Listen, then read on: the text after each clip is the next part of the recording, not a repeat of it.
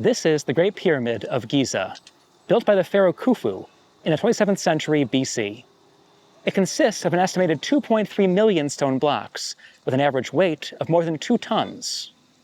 For nearly 4,000 years, until it was overtopped by a medieval cathedral tower, it was the tallest structure ever built by humans. It was the oldest of the 7 wonders, and the only one that still survives today. The Romans were awestruck by the Great Pyramid. Although some, like Pliny the Elder, dismissed the pyramids as megalomaniacal, every Roman who toured Egypt stopped to see them. A few were so impressed that they built pyramid tombs of their own. No Roman emperor, however, was buried in a pyramid.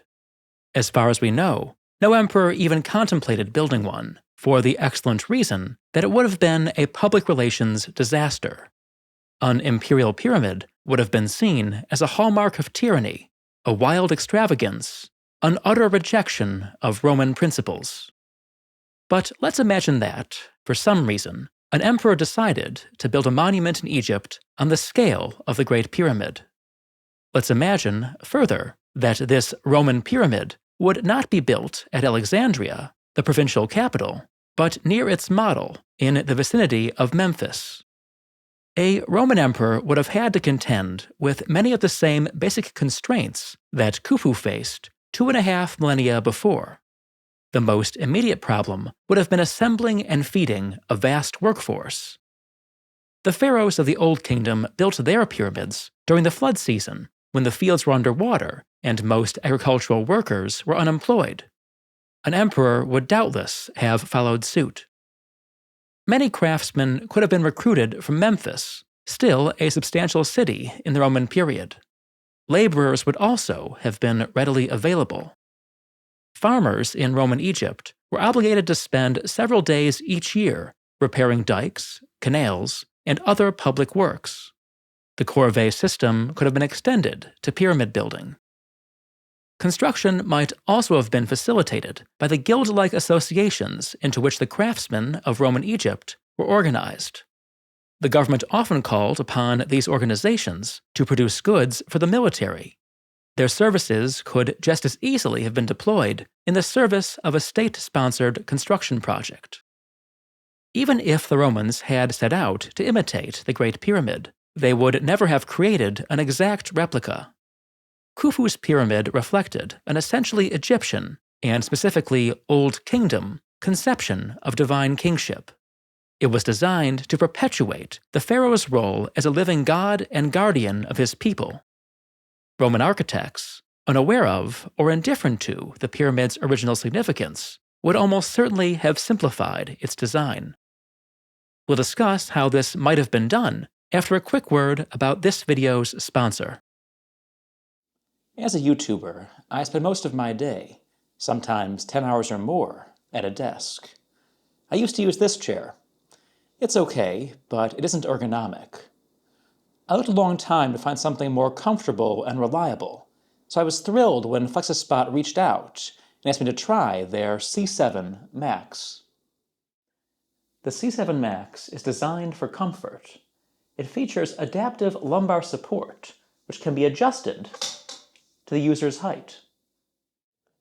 Unlike my old chair, which had a regular foam cushion, the C7 Max has a latex seat cushion with memory foam, which ensures lasting comfort, even if you're sitting for 5 hours or more.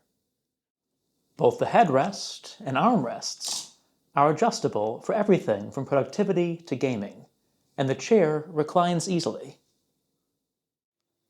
FlexiSpot offers a 10-year warranty and a 30-day return policy for a risk-free trial.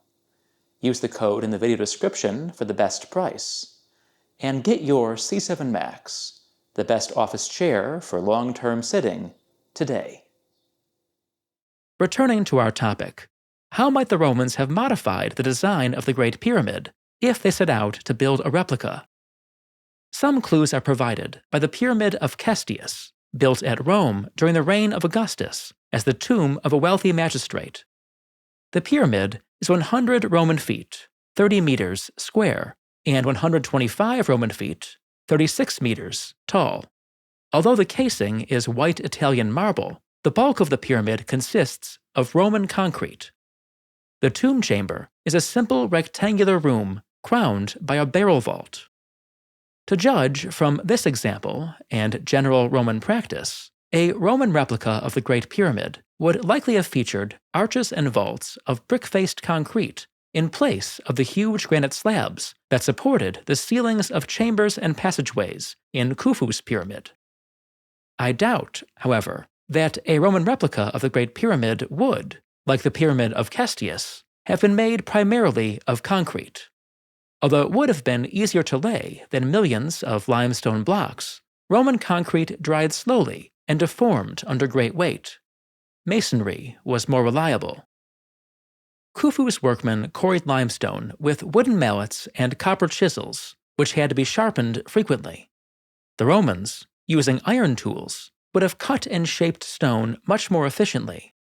They would also have produced more regular blocks, which would have been easier to lay than the often roughly cut backing stones of Old Kingdom pyramids. We'll assume that our Roman pyramid, like Khufu's, would have been built primarily of limestone from the immediate vicinity. The casing stones, however, would have had to be shipped down the Nile by a process virtually unchanged since the time of the pharaohs. Blocks would have been hauled to the river on wooden sledges over tracks of compacted stone chips. The barges that carried them would have landed as close as possible to the building site, perhaps, as in the case of the Great Pyramid, via an artificial basin that filled during the annual flood. Greek and Roman authors speculated about how the stones of the pyramids were lifted into place. Herodotus believed that the blocks were heaved heavenward with levers. Diodorus, that they were hauled up over mounds of earth. Pliny the Elder speculated that the pyramids were surrounded with ramps of natural salt, which dissolved when touched by floodwater. A Roman emperor would have done well to disregard such theories and rely on local expertise. Although many centuries had passed since the construction of the last pyramid in Egypt, the builders of Roman Egypt were familiar with the techniques of monumental masonry. Unlike their Old Kingdom predecessors, they were also familiar with the use of cranes, which would undoubtedly have been used to raise a pyramid's stones. The construction of the Great Pyramid had involved tens of thousands of craftsmen and laborers, working seasonally for at least 2 decades. Within the constraints of Bronze Age technology, only the exceptional fertility of the Nile Valley and the pharaoh's absolute power made a project of this scale possible. The Romans had many technological advantages over the pharaohs, most notably cranes and iron tools. In combination with the sophisticated methods of social organization at their disposal, they would, in theory, have been able to build a replica of the Great Pyramid relatively quickly. But of course, they never did. One might imagine scenarios in which Alexandria became the center of the Roman Empire. Julius Caesar, had he escaped assassination, would likely have settled there. So would Mark Antony, had he been victorious at Actium.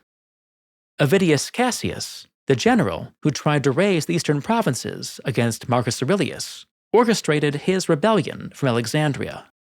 Vabalathus, son of the rebel queen Zenobia, could easily have made Alexandria the center of a new Eastern Roman Empire. Yet even if the Roman Empire had come to be centered on Egypt, it's difficult to imagine an emperor being buried in a pyramid. Leaving aside the political and practical considerations mentioned earlier, and the fact that any motivated ruler could simply have reused an existing pyramid, it simply wouldn't have made cultural sense. Although they ruled Egypt, the Roman emperors were not of Egypt. They stood outside the sacred bond between pharaoh and subjects that had given meaning to the pyramids and justified the effort of creating them.